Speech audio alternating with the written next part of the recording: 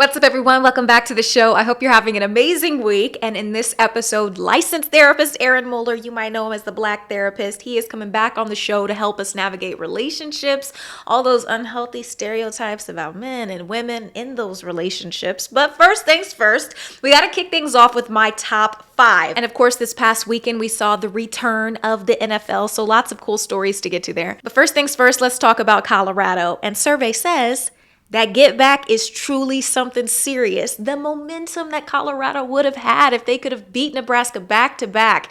I mean, that would have been crazy, but 28-10, oh my God, it's not great. And like I've said in past episodes, I mean, that O-line is a serious issue, okay? And O-lines are like cakes. You got to take your time. You gotta make it right, okay? You don't touch it, you let it cool, and then maybe you have something, maybe, right? But when your QB is getting sacked 6 times against Nebraska, you clearly have one of the worst rushing offenses in college football. And this is a huge problem for Shedeur in his bid for the Heisman. I mean, his draft position even. I mean, still, it's early in the season, and they should win the Rocky Mountain Showdown against Colorado State this weekend, but you still got teams like K-State, Arizona, Tech, Utah, Oklahoma State, they still waiting in the trenches. I would say my Jayhawks too, but we had a kind of rough week. I still think KU could beat Colorado, but it definitely hurt to see us drop off the rankings, off into the abyss. I just hope that Colorado has its O-line situation figured out before they face one of these better teams. But all right, on to NFL, and thank God for team. That's what Bears fans should be saying this week after a winning but uninspired performance from rookie QB Caleb Williams. I had to go back to the Bears on this one. He completed 14 of 29 passes for 93 yards. Yeah, no touchdowns, 1 fumble, sacked twice. His throws were off target, 31% of the time. He averaged 3.2 yards per pass attempt.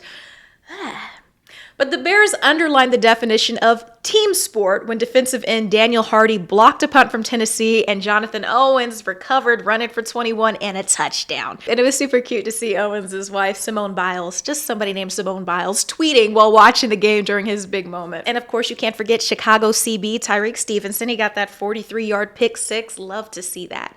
I know that feels so good as a quarterback when you could get that pick 6, and that gave the Bears the lead. And people were on me on Twitter when the game first started because the Bears were definitely losing, looking all sorts of terrible, but it was all because I said that the Bears have no reason not to start the season 2-1. And so, with that, I had some fun. But honestly, a win is a win is a win, right? And this was a historic win, though, because it was the first time a number 1 overall drafted quarterback won his first career game since David Carr. Derek Carr's big brother? Yeah, that was back in 2002.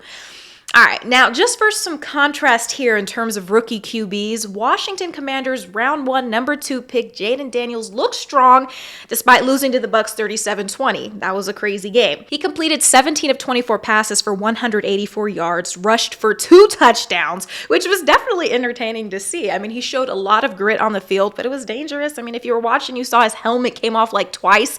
That's not something you want to see happening with your quarterback, especially after the injury of J.J. McCarthy, all of that. No, protect these young guys. I think as the Commanders iron out some of the kinks this season, like that defense, oh my goodness, giving up 289 yards to Baker Mayfield, made that man look like Zeus on the field.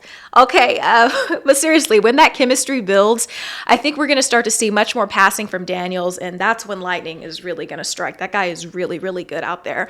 And no, this is not a Super Bowl team or anything like that, but Washington has something special with Daniels, that's definitely for sure. And this week, it'll be the battle of the bad teams when the Commanders go up against the Giants. And I got to watch the game because it's really the battle of who will place 3rd and 4th in their division. But if our guy, DJ, Daniel Jones, wants to show that he's worth that $40 million paycheck this year, he's got to win this game. And those throwback uniforms were terrible. Oh, my goodness. I don't ever want to see those again on the field. All right, as you know, Miami wide receiver Tyreek Hill got pulled over by police in a traffic stop that went viral this week. And if you've seen the video, I'm sure you have an opinion on the situation. Now, Tyreek himself says he could have been better in the initial encounter, saying he could have let his window down in an instant, complying with the cops' commands. But he says he didn't want attention or cameras. He had a lot on his mind. But he said, I got to follow the rules like everyone else. So he admits that he could have done better. But the way the situation kept escalating and continued to escalate after the police pulled Tyreek out of the car by his arm and head, it just kept getting worse and worse. After he was forced to be face down on the street, officers then stand him up, ordered him to sit on the curb, to which Tyreek replies, I just had knee surgery. I can't do this. Hold up. Then an officer jumps up behind him, puts his arm around his neck and forces him to sit. And to me, it just looked like at least one of the officers there was just using a lot of force. Some of it just seemed a bit unnecessary. You got the guy in handcuffs. And you know who this is as you're pulling him over. That doesn't justify any type of non-compliant behavior, of course. And I absolutely respect our police officers who put their lives on the line. I've had to call 911 for help and I've gotten help. But that doesn't take away from the importance of being able to de-escalate situations. And I've been in a scary situation, getting pulled over one time. I got pulled over on the road. I wasn't speeding or anything. It was a case of mistaken identity. They thought that the car I was driving looked similar to a suspect's or something like that, they told me, because I didn't get a ticket or anything. The cops pulled up on me like black ops or something. They were all coming up on my car. I'm like, holy crap. I was so scared.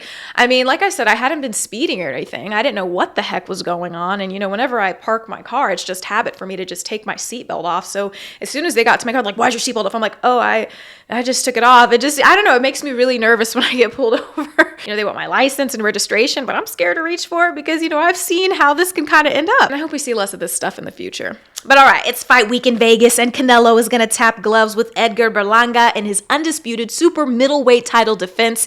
And if you ask me, Canelo has this one in the bag, okay? Berlanga is undefeated, sure, but he doesn't look as dominant as he used to be. Sure, he's got power, but what's that to Canelo's chin?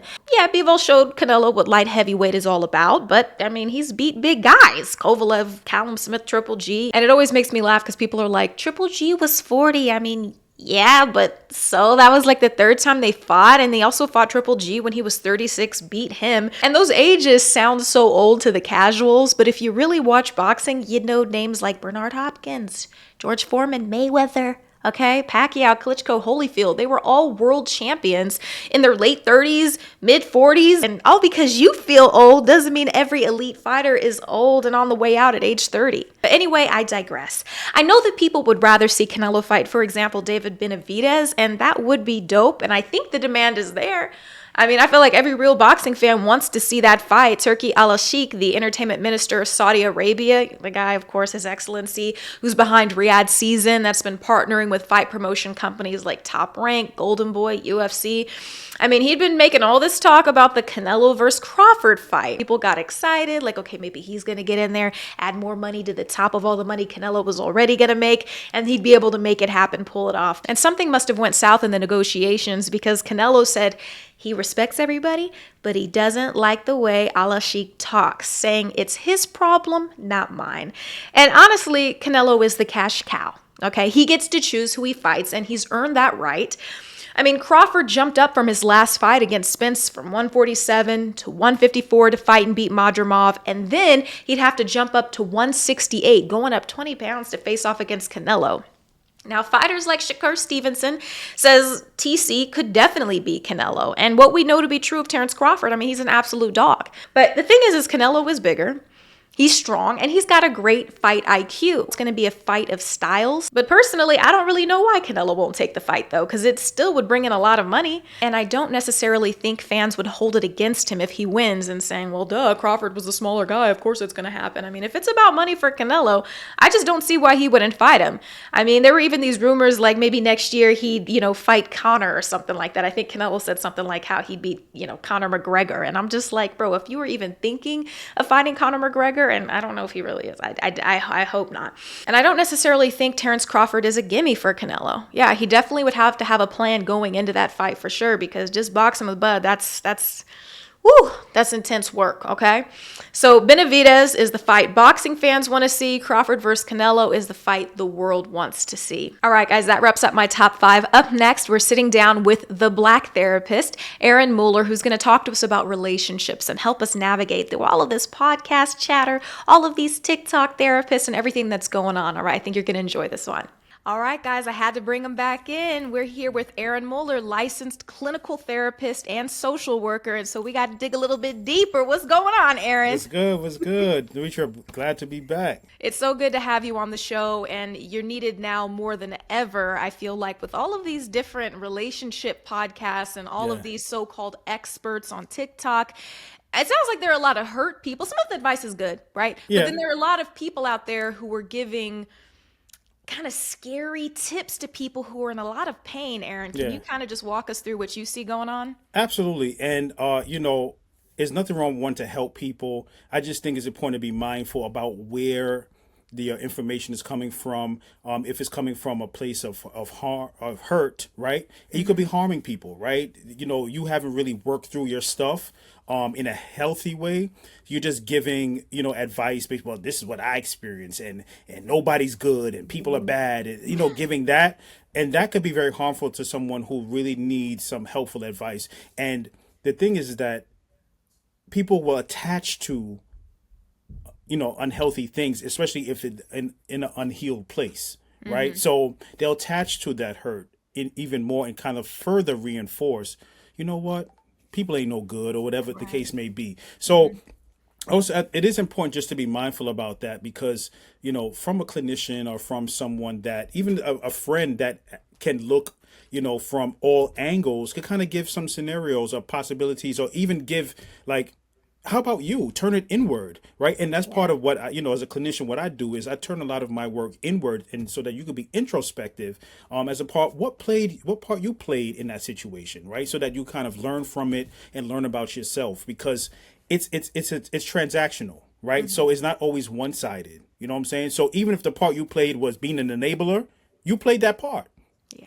right? So I think just being mindful about where you're getting your information from. Take the meat, spit out the bones. I always like to do that too. I can learn from anybody, just a different thing. Okay, I'll take that. I'm like, that don't sound too well. But I'm not saying not to listen, but just be mindful about what you're absorbing.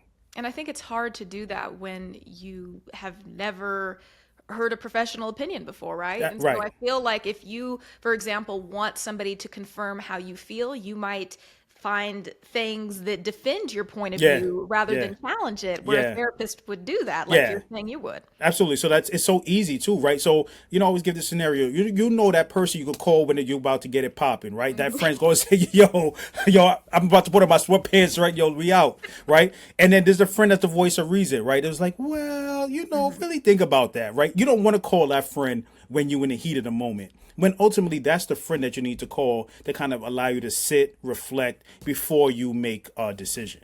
No, I like that because I have a good friend of mine and she has this amazing relationship with her therapist. And she'll then, and I know this isn't how you should do things, but if I tell her something, I'm like, what do you think about this? And she'll tell me something and it's like words I'd never heard before, Right. different kind of pathways. And of course, that's not professional. That's not how you should do things, I admit, right? But the thing is that, wow, it's challenged me to be more introspective about things or think like, oh, well, maybe it wasn't me for a lot of people who overthink and then self-blame. Right. So it was really interesting. But I think I love that you touched on, how dangerous all of this can really be when it comes to people wanting healthier relationships. And I think most people really do. A lot of people want to know what they did wrong or how things went wrong. And so they're seeking these people out. Absolutely. And I don't think someone says, you know what, let me find an unhealthy relationship to get into. Like, nobody is moving Yeah. in that, right? So ultimately it happens, right? But just in terms of your frame of reference, in terms of what love looks like, right? So what was modeled to you? That's one way in terms of how we look at love and relationships is, what did we see growing up? Also, in our environment, what did we see? What are the messages that we heard about love? Like, people ain't no good. You just, you got to just get what you can get, or leave whatever it is you heard that resonate with you, in addition to what you experience, right? So if your experience has been that I've been used, of I haven't, people are not good, so you kind of move from that place just based off your experience. It is, and you can't fault you for that, because that's what you experience. So you're going to operate in relationships in that regard. So now walls up, very, very high, and now you're operating from this space. But when with the walls up very high, you're also going to get results from that, right? So we see, I'm protecting myself. Why? But why are you acting like that? So I'm not gonna mess with you no more. Not realizing that that transactional relationship, your walls up. You're not giving your authentic self. So in result, you're gonna get that person. That person, well, in a relationship, is gonna give you that. If that makes sense. So I'm Right. saying showing up as your authentic self, raw, is scary, right? Because I did it before, and I got hurt. So I'm not doing it again, right? So now you're meeting Aaron, the facade. You're meeting. I'm not giving my authentic self to you, so you're not getting authentic results because of that fear of giving all of yourself. I always think of my friend Roosevelt, who always says, you're not meeting them, you're meeting their representative. Yeah, you right. Yeah, you do. You do. I think whether it be the initial person, what in a few months or whatever like that, but you're also meeting hurt, pain, trauma, heartbreak. So, okay, Aaron, I love that you say that. So, as a woman, for example, I mean, just me, just like giving a personal experience. I've dated a person who is very sad, very broken. And it's like, I feel like, I don't know if it's a woman thing. I don't just know if it's a human thing. But for me, it's like, okay, how can I show you so much that I love you? Like, I don't want to give up on you.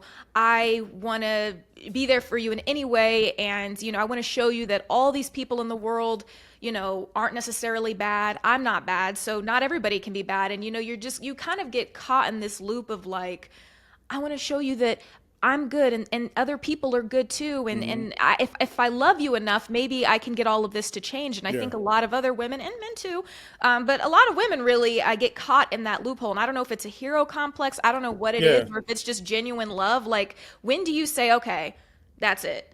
Like, I got Yeah. to give up. I So got to this, stop. so the savior complex, right? And whether it be you being needing that, you finding people that you need to help and save because that allows you to reinforce whatever your need you didn't get met, Yeah. right? So you may be attracting those people, right? Oh, damn. Right? Cracking them broken people.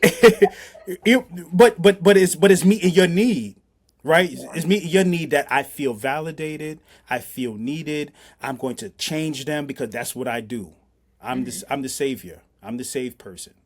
But that's a very big job, very responsibility. But is And it always that, Aaron? Is it always that? Because I feel like women, just over time, if we, I hate to generalize and right. genderize and all of this, but there are these natural characteristics that are typically associated with females. And I'll take it to the mammals, the animal kingdom, and how Maternal, right? That maternal maternal. stuff. And so it's Yeah. just like I see my mom who's very loving and caring to us. And, so I feel like I've inherited that trait of like, I'm going to pour love in, I'm going to be understanding. And, sometimes it doesn't turn out in your favor because you really can't fix somebody who doesn't want to save themselves. You can't save somebody who doesn't want to Absolutely. save themselves. Absolutely. But it's like, it's hard to stop that cycle. Like, how do you break that? Like, it could, people have wasted years of their lives getting trapped in that cycle? Absolutely, and that's again is that you haven't learned boundaries. So with Ah. that savior complex, right? You're not that person's parent, especially if they have mother issues or even daddy issues. So they constantly need that parental role. You can't do that. You would never replace their parent, right? So no matter how much you pour and pour, if they haven't worked on themselves, you're there as an addition, as a helpmate, as a support. Yeah. But if they don't have that foundation internally, then it's going to be exhausting, right? And you keep on saying, "I'm gonna fix it. I can help you." No, there has to be a level of responsibility that the person identifies the need, right? I didn't get that nurturing when I was during those formative years, right? My parents didn't show me love, so it's hard for me to know what love feels like. Right, so here you coming in. Let me help you. Let me help you. I'm gonna show you. I'm gonna shower you with loves. I'm gonna do all that. And it's just never enough because it was not fulfilled. Right? Think about Nintendo when you pass one stage and then you Princess Toadstool and then you get to I'm dating myself, Yeah, I right? love that. I love SNES. That's my Right? stuff. Yeah. Right? So now you got to the next level. So there's a level that we go through to get to the next stage of development. And when it's not met, you're going to see challenges and deficits.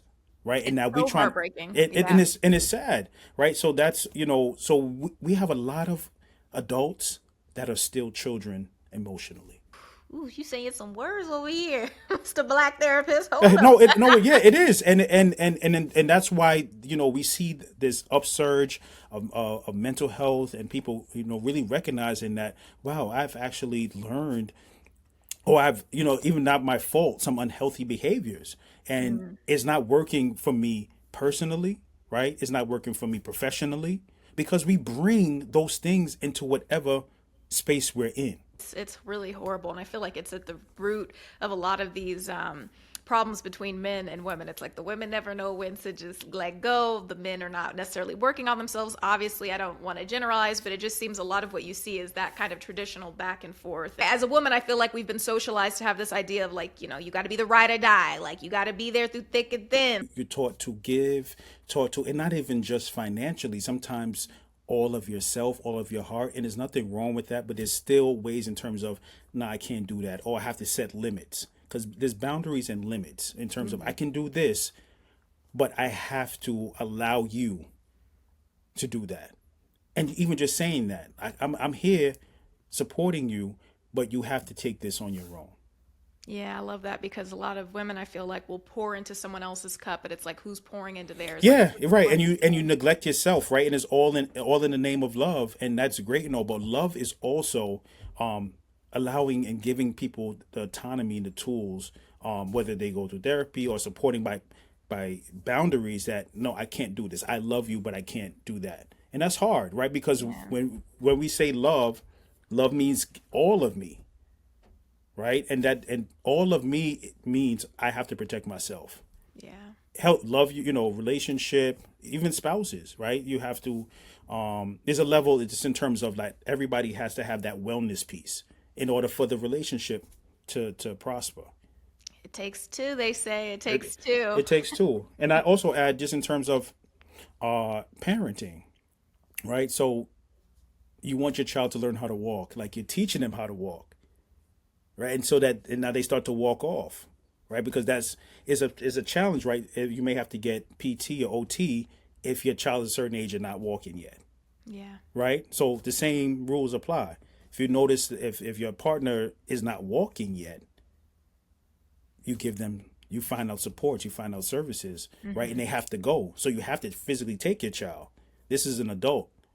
They have to go on their own, or if say I'll go with you, but you have to do the work. And so we touched on this last time we talked about, when is it time to let go of a relationship? And I feel like here, I just think we could reemphasize that, if somebody's not willing to get the help that they need, as a Yeah. partner who's doting and loving, it's like I feel like, you're at your limit, right? Yeah, absolutely. I worked in addiction for a long time, and working with families in terms Mm. of, because they actually need support too, not just the person that is using substances. In terms of what are healthy ways to support them, and it may be setting limits, setting boundaries. Say I cannot enable this behavior no more. And we look at TV shows that deal with addiction. They get the bottom line. If you don't get help, this is what I'm going to do. They may accept or reject, but you've laid the foundation. You said, this is my fine line now. These are the things that I supported you. I showed my commitment to you, but you have to get help. And oftentimes, when you are knee deep in depression, anxiety, psychotic symptoms, you cannot see your behaviors. It's just, you can't see it at all. So sometimes pointing it out for someone may be a lot. But you say, listen, I've been seeing this for a long time. We talked about getting help. You're unable to, so I have to take the next step. Right. Yeah, no, I think of a show, Intervention, of Yeah, course, when that was happening. That was just like the most heartbreaking show, and it was just so eye-opening as well. Because the boundaries are more important now than ever because you don't want to be an enabler, absolutely. but you don't want your relative or loved one to die. So I know that's really It, serious. it's a that's a really tough position to be in, because oftentimes as the family member, you kind of, you feel protected. I know they're doing this, but I can watch them, right? So if they're living with you, I Mhm. can see them. I could go check on them.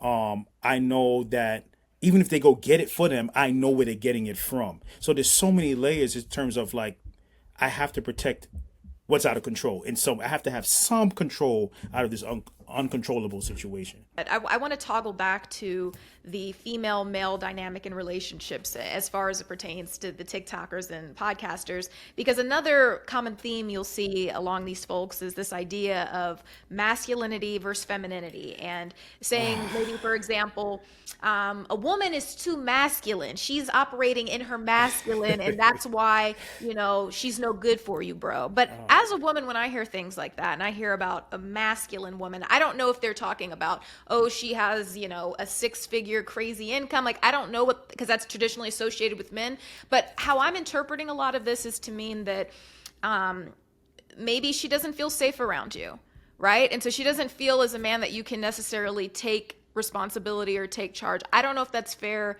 because I don't know about everybody's particular situation, Right. but I just feel like when I've heard it, it's not personally, but that's what triggers me about it. It's like, does she feel safe enough around you to be this fully feminine flower who lets you lead the way? Like, Yeah. Yeah. So you're on target, right? I think the generalizations of masculine and feminine energy is that, you know, the woman should be a damsel in distress, and right, all right, and in need, right? So she's I'll use the word submissive, um right? So shouldn't be like up here, right? Mhm. So shouldn't question, shouldn't just very just I shouldn't calm. question. That's like Yeah, so very calm, right? Just operating in her femininity. So that's calmness. That's pink, purple and pink, and all of Mhm. those soft colors, right? Yeah. And you said a very good things in terms of like when you have that wall build up, whether it be through your trauma, whether it be through unhealthy relationships that you experience, and that the people in your cipher has experienced, you're going to operate from a place of guard, right? Mhm. So last time I was that damsel in distress, I got hurt. Yeah. So that's not happening no more. I'm not letting my guard down no more, right? So the code is be aware, right? Don't sleep and stay woke, right? So now I'm Mhm. going to do that in my relationship. Right. So that's my safe space. But how fair is it, Aaron, to ask a woman to not ask questions? Like, I mean, come on, like we're living in the 21st century here. Now, I'm not saying that you have to denigrate and tear your man down, but how does that just automatically equal masculinity if you want to contribute to the relationship in more than just a, hey, I'm beautiful way? You Right. know what I mean? Like, Yeah, I guess defining what I guess we need to redefine what relationship is, because if it's collaborative, what does collaborative look like? yeah. And what is the communication style between those two parties? So if it's kind of aggressive back and forth, now we have two nobody's letting their guard down, Right. That's a good right? point. So oftentimes, you may find that both people are operating from that space, Hmm. and nobody's being soft, and if you want to do it, but it's very difficult for me to conceptualize, operating in a relationship where the vulnerability is not there. Like how do you create and it's interesting, I'm answering my own question, is that people can safely operate that way, right? So it's and not realizing that intimacy is vulnerability, but we do that so easy. And I mean intimacy being like taking your clothes off, right? Hmm. That's something that people don't generally equate with that space, right? And I say to my clients, I'm like, well, you guys are intimate, but I don't trust you. Hmm. Yeah. No, that's So, really big. so it's interesting, right? In terms of like, generally, when you trust someone, you can have me. I don't trust you, but take your clothes off, Yeah, facts. Yeah. It's right? funny So, how that's kind of worked out. But you know what? I've seen too is that a lot of men are like, I can't take you seriously until you have sex with me. right. So, but that's the thing, right? So, yo, I don't trust her, but we could sleep together, right? So, I don't know if she could be wifey, but we could sleep together. Well, it almost seems like it's a precursor for It intimacy now. right. That's what I'm saying. It's shifted, right? Yeah. So not realizing that intimacy is part of that connection, is part of that vulnerability, right? It's kind of become separated. Hmm. So getting it popping is the first step, right? Then we can see how we vibe in, Which right? isn't, yeah, it doesn't always work out in certain people's favors. I have to ask you, Aaron, is it ever okay to not be able to speak up in your No, relationship. no, no, no, no, no, no. Yeah. But safety is important. And if you don't feel safe, right, then that's coming as an attack. Yeah. The speak up is coming as an attack. Also, how you say it. Even some people, even if they say it in a nice way, it's still a problem. But because they have maybe been accused their whole life or been, Yeah. you know, treated bad their whole life, so when they hear judgment, it takes them back to that place.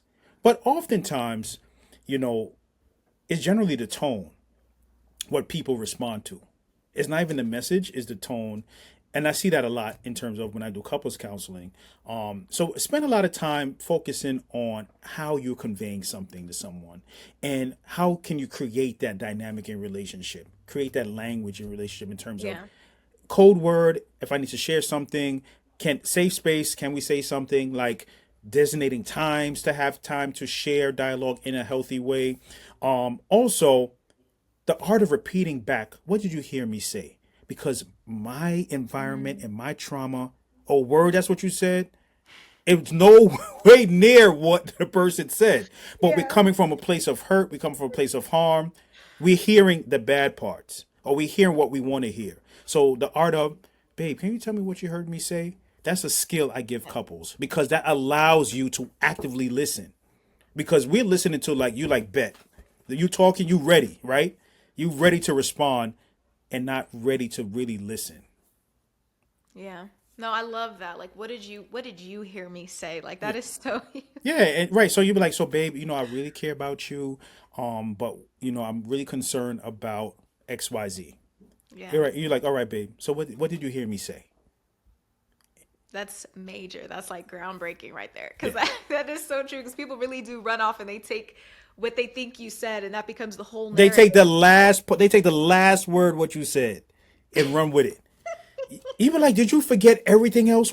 So you know what I'm saying. So that's one tip I want to leave for everybody is that try to incorporate that in your relationship. You'll really see that there's some more communication skills that need to happen in a relationship because the person maybe not hearing what you say or you're not communicating it. What you're saying is not coming out the way you want it to. So that could be That's a good factor too. too. Think about that because I can speak really directly. And me, I'm just used to, that kind of back to me like that. Like I can take the hard truth, like just say it with no fat on it and just tell me. But not everybody Not everybody, likes yeah, feels not like everybody that. have that because guess what? Even if you grew up in that household, it's come from a place of love, Right. right? So it's know that there is nothing behind it, and y'all could come back together in 2 seconds and give your family member a hug. For some people, nah, that's survival, right? So it goes into an all-out war, and they're unsafe, right? Or they have to be in that space and not safe, right? So they have to protect themselves, stay in their room, even though and then the family members is kind of a war going on. So people come from different experiences. Another thing is those indicators. You always, you Mm. never. Those are also. So I never take you out. I never take you out, right? So now you know what I'm saying because Yeah. you'll be like, you never take me out, and never could be extreme. Yeah. So the indicators, I always tell people try to stay away from extremes. So like in this situation, is a lot, right? Are you about to talk about my situation? No, no, no, no, no, no. I'm saying Oh God, I was like, no. no, Okay. no, no, no, no. I'm saying like if it's a situation that happens, say in this situation, try to stay away from you never, you always, Yeah, I hate when right? people do that. Yeah. Yeah, because that becomes the focus point, right? That becomes the argument. I never take you out, Yeah. right? So you're right because we tend to focus on that because that's hurtful. Because I do take you out. It may not be all the time, but you can't say never. I try to take accountability Yeah, for everything that I do. Like if I made you feel that way, because the last thing I want to happen is for walk you to away is feel feeling yeah, that yeah, I was trying to hurt you. Like I don't ever try to hurt yeah. anybody. But that's a big skill because guess what? If you made me feel hurt, I want you to feel it too, right? So when we look at situations when that occurs, like you hurt me, I want to hurt you back, and it could be the person you love the most. It could be your partner, but that comes from harm. That comes from hurt. So It's interesting, but I think that's why a lot of people go ghost. And we've yeah, talked about it a we little bit did. last Yeah, time. it's just But easier that way. One yeah, because you don't have. It's like how do I say it, or two is like Yeah, that's a just a really difficult conversation to have. So the I easiest just thing don't to have just that leave. problem. I don't know. I think when I was younger, my mom and my dad, they had a lot of discourse and debates about things. And so I was always kind of, privy to the kid friendly parts of it. And it just really influenced a communication in me that we can talk about anything. Right. I don't lie about anything. Like I'm very like open and But it's just, look at the profession that you're in. yeah. The art of communication is a skill, right?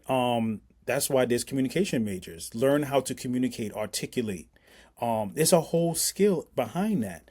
And people who have strong communication skills, they're public speakers, they're in certain arenas because they've learned and mastered it. Whereas they can have those difficult conversations or they can, talk about things. And I I think, love when people tell me something about me that like bothered them or that I didn't even know because I'm just like, I always appreciate that. And I think there's this other thing on podcasts these days of this idea that women don't listen or women don't want to yeah, listen. And I'm yeah, like, I love to listen, even if you're a bad communicator and you're phrasing it wrong. I'll even take, a low key attack, or something that wasn't phrased properly just because I'm trying to really have empathy in your situation and respect where you're coming from because I know it can be so difficult for people. yeah. And again, that is truly, people are going to therapy to learn that skill or to work on that. One, being able to take criticism, to hear it, um, and be able to accept it and actually bring it, into their lives. Again, that's a level of safety. Yeah. Again, these are all skills that people. No, for sure. I reached out to my audience, Aaron, and they wanted to hear from you, the Black therapist, about some of their questions. And I want to kick things off with this one. It's pretty loaded, and I know you like to have a lot of context, but I'm Right. just lay this on you. I'll try. I'll give, I know the best you can. the Okay, so this fella here, very serious. He says, "Does a cheating wife deserve a second chance or not?" okay. That's a tough one. That's deep.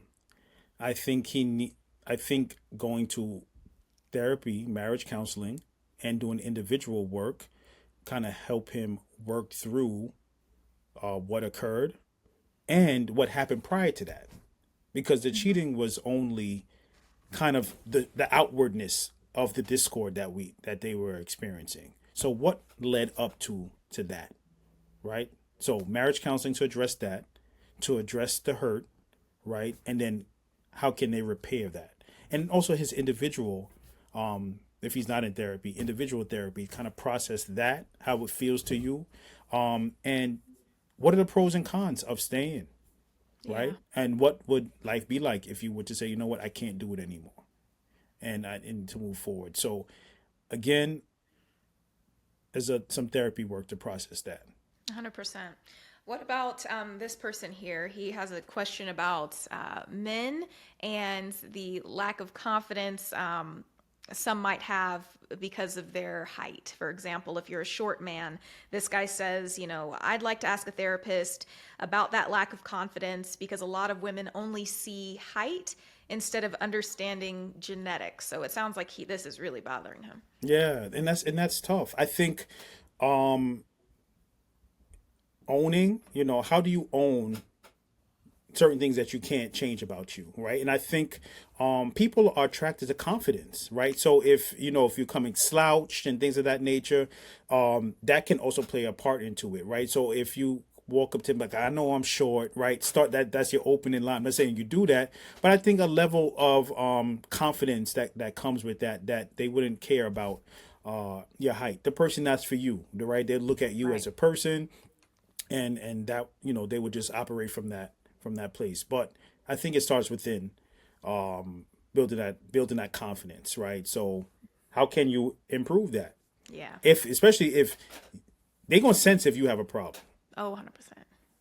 I love confidence. If you're short, if whatever, I don't care. Like, if you're confident in yourself, that is potent. That is amazing. Like, Yeah. I remember I dated a guy, he was under 6 foot, and he said something about, he's like, man, it's hard finding pants because, I'm like stocky. I got to get them like custom made. And it wasn't, but he wasn't like saying, oh, I'm worthless because I'm short or anything like that. He just was like talking about it freely, and it didn't Right. really bother him. He was just like, I got to find good pants.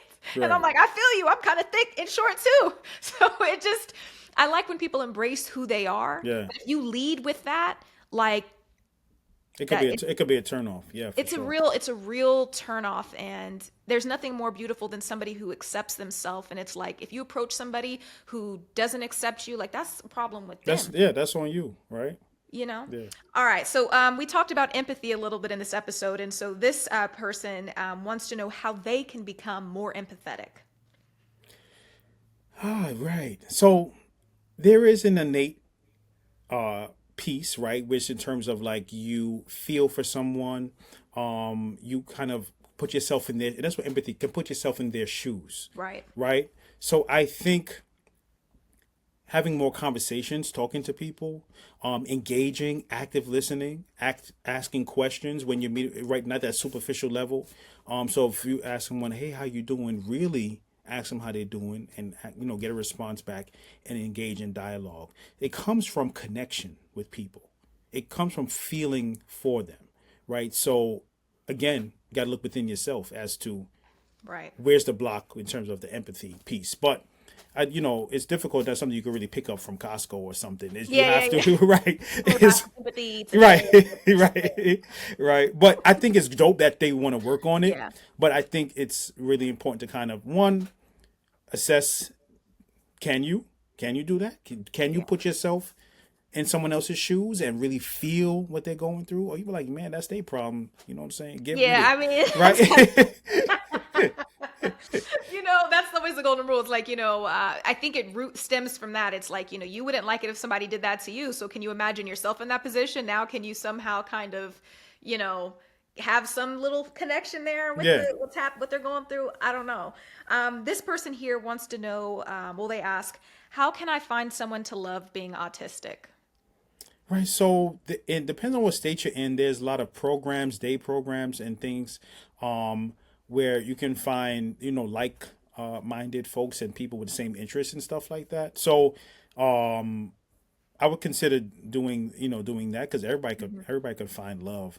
That's what I say. Yeah, but There's always somebody for you. yeah, but Yeah. there's definitely organizations that and they Hmm. do trips, they do social engagements, and like I said, they have day programs where they could go to attend meetings and things of that nature. So I would say explore in your state programs. I would love that. And then we'll take one more here. This person says, why is it that we tend to drift apart from our partner as time goes on? Is it human nature to not stay in one place or situation for too long? Okay, so I'm trying to. So what I think I heard them say is, why do we drift away from our partners when we're still together in a relationship? Is Yeah. that clear?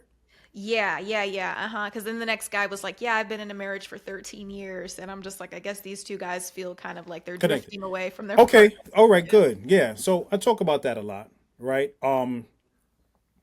Oftentimes when when your relationship and marriage, and life is life in the thing that is we pay attention less to is our marriage and our relationship. We put that on autopilot, right? And that is just supposed to just go and on its own with no maintenance. So imagine you have a car, you have never took it to the shop, right? You don't get no oil changes, no tire rotations, no nothing. You don't even wash it. So imagine how that car is going to look. But you murking in it, going everywhere, right? How do you expect the car to operate? But we put the car last, even though we need the car to get everywhere we need to go. So why are we putting the car last? Right. We're not nourishing our relationship and our marriage. We're not watering it. But when we recognize it, damn, my car's not working. Now I got $2,000 worth of repairs. Now you angry Right. because the car's acting up. What do you expect? You did not take care of it. And the warning lights came on the dashboard mad times. But you still murking. I'm gonna drive this to the wheel fall off. You're not even putting gas in it. He's on fumes. Yeah. It's on fumes, and you expect it to still run. Like it did when you first bought it. Yeah, it was shiny and new when you first got it. You washed it, detailed it, but Wax on. the car's old now, right? As Yeah. opposed to honoring it, right?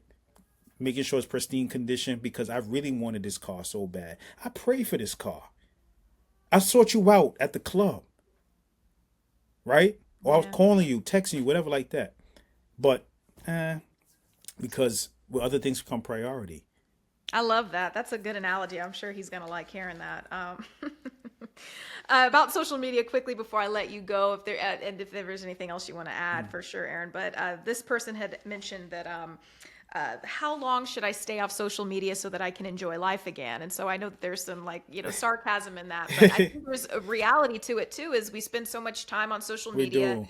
and it's like goes into that comparing of other people's lives, the unofficial advice from just random people who could Yeah. be hurt.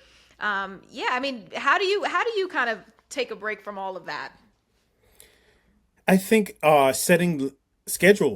schedule like this is the time I'm going to come on and then come off and really sticking to it. I mean, I think you can stay off as long as you need to. Do you have Right. a specific goal, right? Or is this preventing you from achieving that goal, right? How much more productive can you be if you didn't have those apps?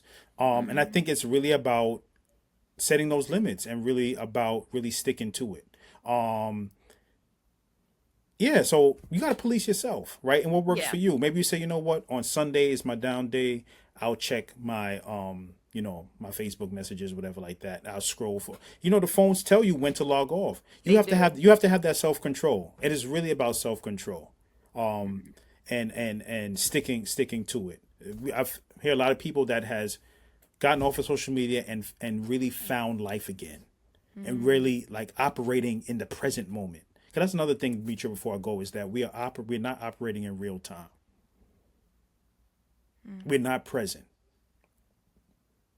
Now, there's some blessings to social media, but there's a lot of challenges that people on a personal level because it's hard to navigate reality versus social media. So people are feeling left behind. People are feeling not misunderstood. People are Yeah. feeling that I'm not a part of. Right? I said that people are feeling a multitude of feelings. Is bringing up anxiety, depression. Even when you're not on, you're feeling anxious about Right. what am I going to miss, right? Or I have to be in the know of what's happening to my favorite celebrity. Or I got to be stalking my ex or something like Oh, that. right. So right, and it's become also very intrusive where people feel compelled to know what's happening. Like you need to let me know what's happening. Or if it wasn't on there, it didn't occur. Now you Hmm. capping because I ain't see it on your. No, there's a real life that people are going through. Yeah, I had a So friend one time. He had a baby. One of my good friends, but we don't talk every day or anything. And I was like, I didn't know you had a kid. And he's like, you don't look at my Instagram story? I'm like, no, I don't look at people's Instagram stories like that. And so I was like, that's the way that you communicate major life news now, I guess. I'm like, yeah, okay. it's right. Yeah, I was telling a friend that I've some people you haven't spoken to them physically, like pick up the phone in a long time, but sending a meme or a message, Yeah. you low key feel connected. Right. And that's not true connection as opposed to hearing someone's voice like, yo, you don't sound like yourself. And that's why people are going through things and we don't know because a message is a yo, you good? I Right. could type anything. I'm Gucci. I'm great. I'm fine. Emoji. Right? Even better, emoji. I don't got to say nothing. But when you pick up the phone, be like, yo, you can hear the cadence. It's like, yo, you don't sound like yourself. Or it sound like you were crying. Everything okay? You know what I'm saying? So we're losing the art of human connection and it's fusing into our relationships. I'll end on that note that it's fusing into our relationships, connection, being able to speak and communicate because of emojis and shorthand and all of that and sending reels. That's become communication. Wow. Oh, I love how you weaved all that together. They don't call you the black therapist for nothing, Aaron. Okay. Thank you so much for joining me again on the show to dissect relationships and, of course, to help some of our audience out with their fiery questions. Thank you, Aaron. It's always a pleasure. Oh, I love it here. Thank you. Yeah, we have to bring you back anytime I got something. I'm like, let's get Aaron over here. That's Thank right. you. All right, guys, that's a wrap. And I hope you're enjoying these mental health segments in the show. I thought it was really important to bring in somebody with an actual credible voice on the subjects. And so we'll continue to do more of these subjects in the future. Until then, if you're listening on Apple Podcasts, Spotify, iHeart, wherever you get your podcasts, make sure to rate and review the podcast. I really look forward to hearing what you guys are thinking. And if you're on YouTube, please participate in the discussion in the comments section. Sometimes it gets pretty heated, but I always love to hear from you and talk with you. All right, I hope you guys have a great rest of your week.